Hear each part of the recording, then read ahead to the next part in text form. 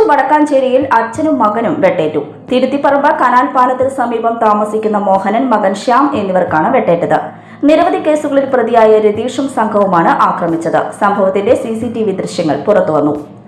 ബുധനാഴ്ച രാത്രി 8 മണിക്കായിരുന്നു സംഭവം. നിരവധി കേസുകളിൽ പ്രതിയായ രതീഷും സംഘവും മോഹനന്റെ വീട്ടിലെത്തി മകൻ ശ്യാമിനെ വീട്ടിൽ നിന്നും വിളിച്ചിറക്കി ആക്രമിക്കുകയായിരുന്നു.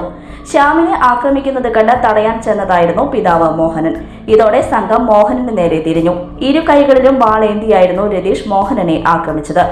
പുറത്തും നെഞ്ചിലും വെട്ടേറ്റ മോഹനെയും മകൻ ശ്യാമിനെയും തൃശൂർ മെഡിക്കൽ കോളേജ് ആശുപത്രിയിൽ പ്രവേശിപ്പിച്ചു.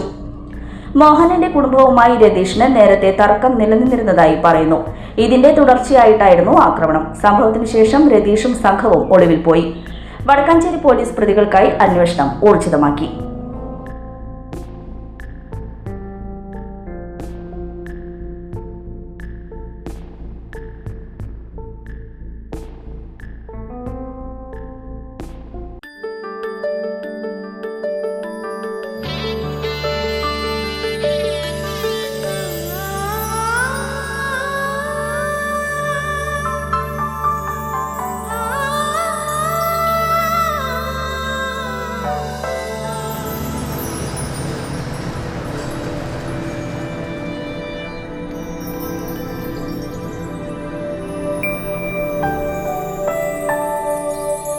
നിങ്ങളുടെ അധ്വാനത്തിന് സത്യമുണ്ട്.